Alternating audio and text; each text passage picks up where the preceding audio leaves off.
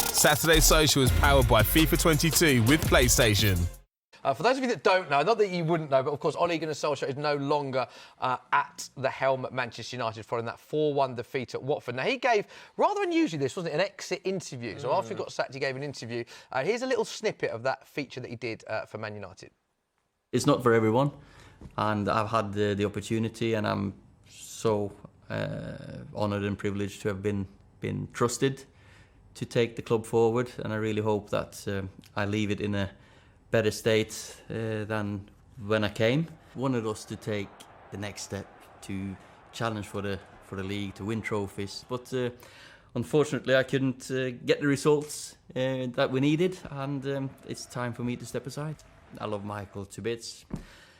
Becoming emotional now because he's top, and that's they'll be fine. I'll watch them and support them. Oh, I got quite emotional watching that. Right, there's a few things I want to ask. We'll come on to what you think of the decision. I think by following you on Twitter, I think I know what you're going to say about that. But firstly, what are your thoughts on the exit interview? It's very rare that you see a manager give an interview to the club after he's been let go. So what did you make of the interview, firstly, Mark? I think you'll be very careful, although I don't really care, because that's what it's all about. Divisive opinions is what football is. But I didn't go for it. And I know some fans did. I thought it was emotional. You can't argue with that. But who gives an exit interview and gives an honest exit interview? You know, the club are not going to let him sit there and say, you didn't get me a centre midfielder in the summer, that's why I didn't get my job. Would Lampard do that? Did Mourinho do that? I think Ole is a great man. He's very loyal, and he's sat there and done something that he wants to say goodbye to the team and the fans, but also benefit the club. So I think I didn't sit right with me. I don't have a massive problem with it, but was like, who does this? And we're still mentioning him now. Carrick mentioned him yesterday in a press conference. It's like, who mentions a manager that's been sacked? He's been sacked because he didn't do a good job. Let's move on and remember him as a great player. Why do you think he did it then? I think he probably, well, look, he only got sacked on that day and then he's straight on other thing. So emotionally, if he had 24 hours, maybe he would have thought differently. But I think the club were happy for him to do it because it spun a positive on a negative. I think it's good for him because he's loved, but I wouldn't want it to become a regular thing. You know, some things come into football and you go, I like that, let's keep doing it. With that, I don't want to see people like, Pep or Klopp or anyone else doing exit interviews. Although they might do it because they retire. When you're sacked, it's a bit different. Watford would be doing it every 3 weeks, wouldn't they? What are your thoughts on that? It's interesting listening to Mark there because he said we're still talking about him. We're still talking about Sir Alex Ferguson as well all this time ago. And unfortunately, or fortunately, they are legends at Manchester United. So they are held in such high regard that they've got so much respect. So I understand why it was done. I understand as well why some football fans don't buy it. Some people don't like it. Makes Manchester United, it makes Ole maybe not look as big as they actually are. But I completely understand it. I wouldn't want Pep to leave without hearing his thoughts. I'm very lucky that I've interviewed Ole a few times and spoken to him, and you can see how much he loves the club. Do you think Pep would do it, though? Would Pep sit there and give an honest I think feedback so. I'd hope so, anyway. As a football fan, as a Manchester City fan, I would love to hear the thoughts when it does come to an end, because all managers move on at some point.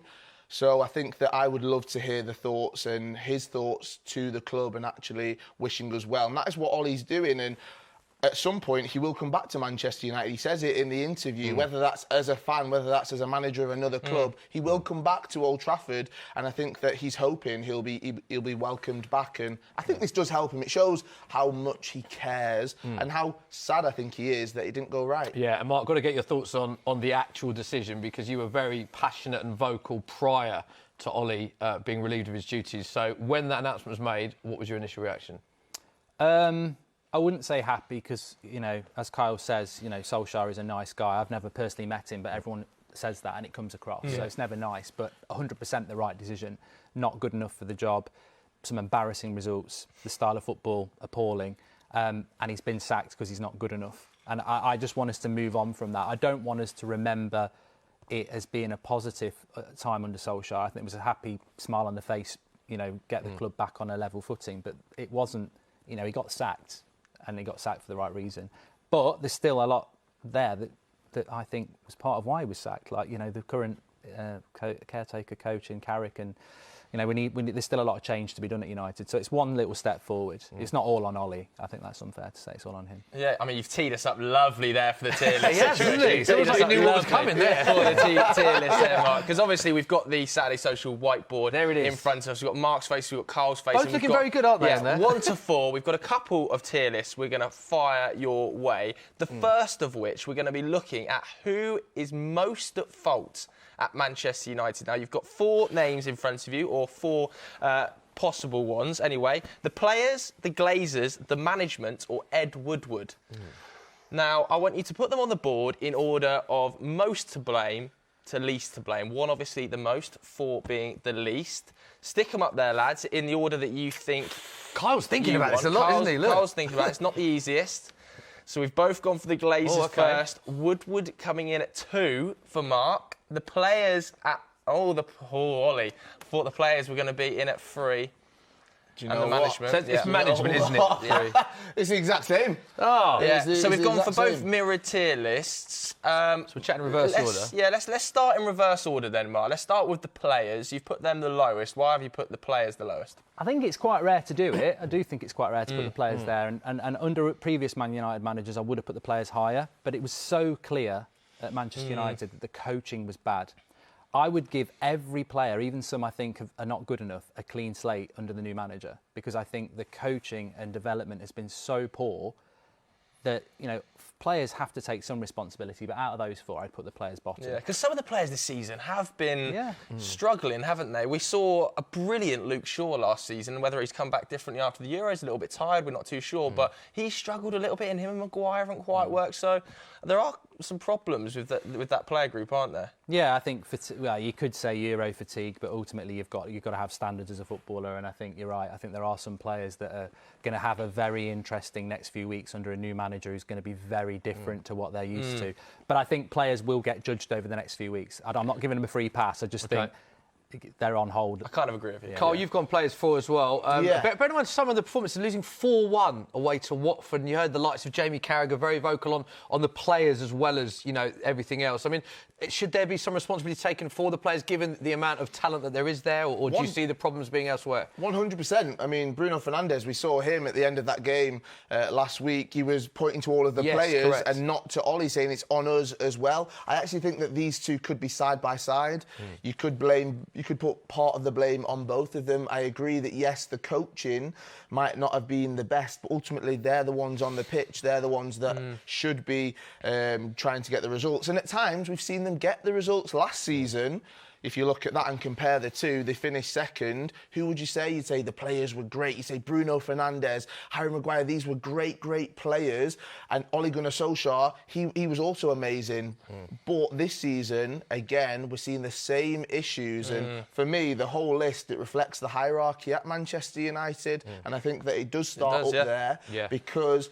ultimately, last season, I'm going back to it again, we were saying that these were great, these two, but we were still saying that there's issues with the 2 at the top. That is still the case right now. There's still plenty of issues at the top at Manchester United that they need to figure out. And I do believe, from what we've seen over the last few years, it doesn't matter who you bring in, whether it's an interim manager for the next 6 months, if it's going to be a permanent manager, if it doesn't go right, the blame is to line up there. And it is quite interesting, isn't it? Because 3, let's say the 3 isn't just Ole and it's the coaching and the management as a whole. They've stayed, Mark. Majority of them, pretty much all of them, other than Ole, have maintained their jobs there or transitioned into slightly different roles. Obviously, Michael Carrick stepped up into that caretaker position. But what do you make of that? Because that's unusual to happen at a club when they sack a manager. To be honest, when Solskjaer got sacked, I was like, that's a good decision. But immediately, when they didn't sack the others, I was a bit like, this is a bit of halfway house, because that was always a management team. Solskjaer came in to be supported by Carrick and Phelan and McKenna. To just sack Ole, I was no fan of Ole at the end, but I felt like he'd been thrown under the bus a little bit, because I was like, it's not all on Ole. Ole always said he never coached the team. Well, we're talking here about giving the players a bit of a free pass because we know the coaching's not good enough, and yet the coaches who coach them are still at the club. So until we get this new manager and see what that is, there's still massive question marks over the coaching. We saw Scholesy midweek saying that it was kind of embarrassing that they're still there and haven't walked. Would you if you were Carrick, would you have walked though? Do you think you would have supported him and just gone out the door with him, or? I think they should have stayed for the Villarreal game because it was ridiculous short, but by now, I agree with Scholes, it's embarrassing. You're attached to that. Carrick and McKenna were there with Mourinho when he got sacked. Rui Faria went, and then they were there, and he got sacked with them. So I think that they, whether you should walk or not, that's not my decision, it's not your decision, but they should have some loyalty to Solskjaer. I mean, he's crying about when he mentioned Carrick, wasn't he? So yeah. I think they should go and build careers elsewhere, but the way United works, as Kyle said, they may well be in. But what were they meant to do? Because if they all would have gone, what would Manchester United have done for the Villarreal game? Yeah, They've got Chelsea this weekend. I'm sorry, they've not got that interim manager in yet. It's not been confirmed who is coming in. So Carrick has had to step up. If they all would have walked away, what would the club have actually done? Would we have seen Ed Woodward on the sidelines manage the team? Let's not forget as well that Woodward gave these guys new contracts less than sort of 2 or 3 months ago. So let's start heading up towards the top end now, because like Woodward and the Glazers, you both put up there, and I would totally agree with that situation, Mark. What's gone wrong there? In relation to both? I mean, Woodward in particular, because we're now at, 5th manager under his tenure, something like that? He has to go down as the worst CEO in Premier League football. Like, he came in after Sir Alex when David Gill left as well. He was there for Moyes, Van Gaal, Mourinho, Solskjaer, 5th manager. I don't know why he's still at the club. He was meant to be leaving in the summer. It's like a farewell tour. and he's apparently now he's going to be here till April to see the next manager. And I'm like, just go. This new guy, Richard Arnold, apparently doesn't want anything to do with the football. He wants to leave it to people like Murta and Ranić to sort that out. Woodward is like playing the most expensive version of Football Manager and has been doing it at Man United for nearly a decade. He's a bad CEO. And a bit like Ollie, let's be blunt, in football, if you're bad at your job, go and do something else. But you know, that rolls downhill, like Solskjaer, players, Ed Woodward. So with that said, that's obviously very strong words that you said about Woodward, but you've got the Glazers even above them. So just explain why Glazers are number one for you, the reasons behind that. Bought the club on debt, not football fans, appointed this man who helped them buy the club. They run it like I think Klopp was loosely attributed with saying United's like Disneyland. I think he's absolutely spot on. We're run like a franchise, we're run like a brand.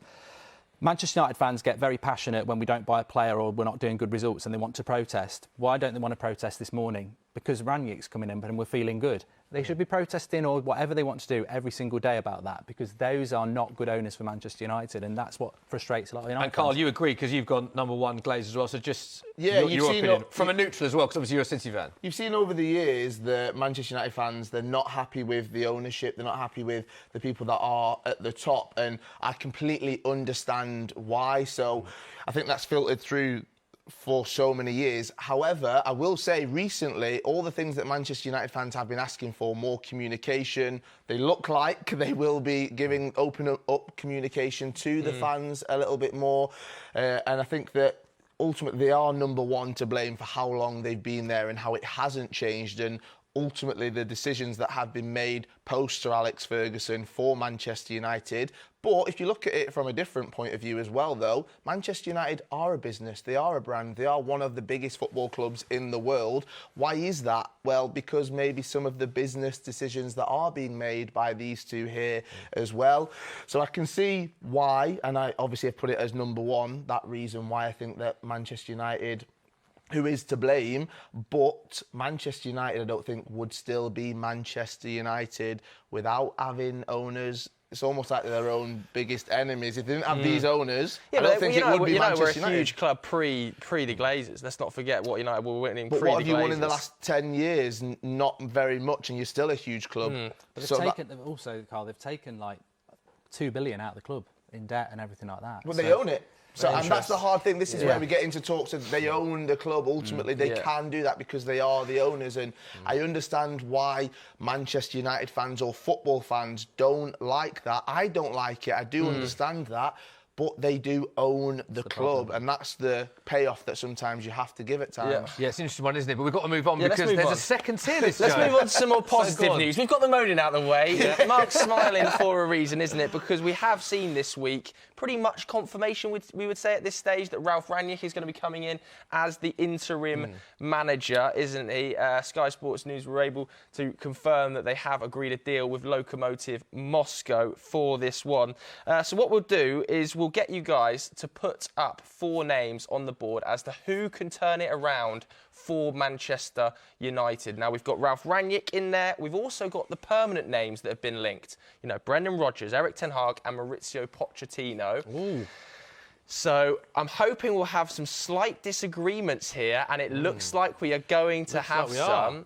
So we've got the names up there now. Mark, we'll start at the bottom with Ralf Rangnick. Let's get your immediate reaction to Ralf Rangnick taking over at Manchester United. Yeah, really happy. I think for the first time in a long time, I feel that Manchester United are a football club. This is a footballing decision. This is a man who's built football clubs like Leipzig. He's moulded managers like Tuchel, Klopp, Hasenhüttl, Nagelsmann.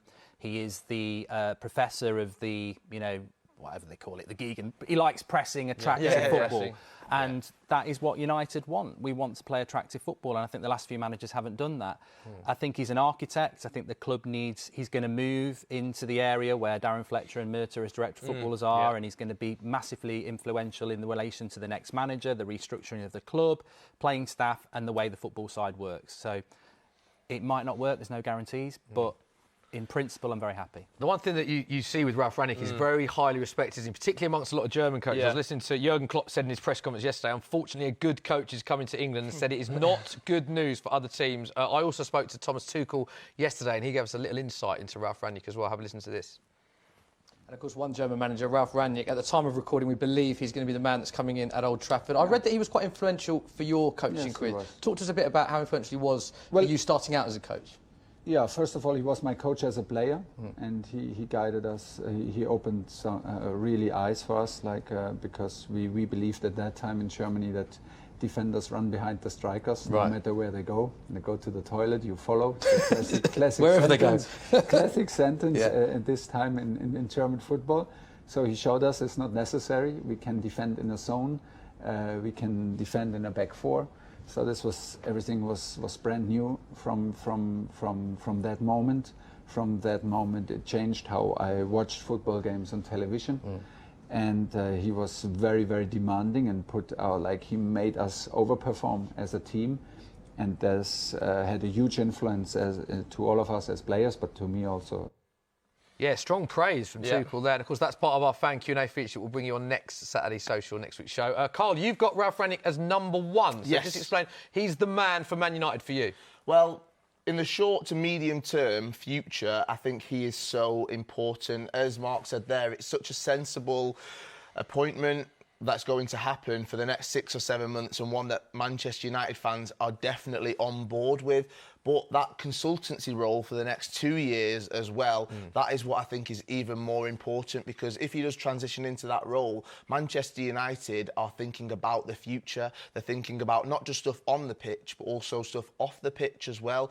It feels very, very sensible, and that feels strange to say for Manchester United, because over the last few years, some of the appointments I don't think have been very sensible. They've not thought about the future. They're thinking about the here and now, whereas that's a statement to say we're not just thinking about the next 6 months. We're going to give him this job to learn, to meet the players, to meet all of the staff. But then also, if he transitions into this consultancy role, whatever that role may be, probably above the management, I think it's very smart and it's a key decision. Look at Manchester City. People always say when I'm on here that I bring everything back to Man City, but look at the way that they run. Look at actually everything that's happening off the pitch. Look at everyone above the management position. Look at the board. There's a plan. There's a plan.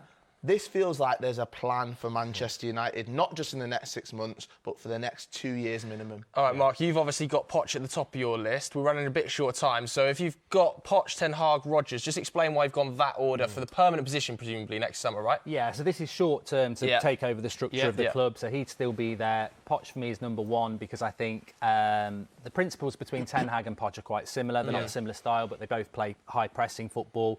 Pochettino, I just would take over Ten Hag just based on I know more about Poch. Ten Hag's very exciting. And Brendan Rodgers, I think, is, I'd put him 3rd. Even though he's a Liverpool manager, would that have a bearing on your thoughts? Because I know a lot of Manchester United fans that are saying, look, are we really going to appoint an ex-Liverpool manager who nearly won a title with them? And, you know, he has had success throughout his career, but it's not that sort of extremely proven manager either. So I think that Liverpool factor does have a bearing because of that, does it not? I think it has more of a bearing now than it did a week ago. A week ago, I would have took Brendan Rodgers because we were in such a bad situation. I think now this footballing decision's been made, he does drop right the way down, and ideally you don't go for him. But I'd still take him long term over him because I want him to go upstairs. So that's why he's down for that. And just quickly, Carl, latest on Pochettino, we saw that Leonardo, who's the sporting director of PSG, saying we don't want Pochettino to leave. He never asked to leave and no club contacts us in relation to him. That was yesterday at Sky. So could you see Pochettino coming to Manchester United and leaving PSG? I could do after we see Ralph Rangnick maybe at those 6-7 months, but I think it's key that he has to win something at PSG and he has to actually leave a bit of a legacy there as well. I can see it happening. Manchester United fans want it to happen. It seems like another sensible decision. It'll definitely be between these two, I think, though. OK.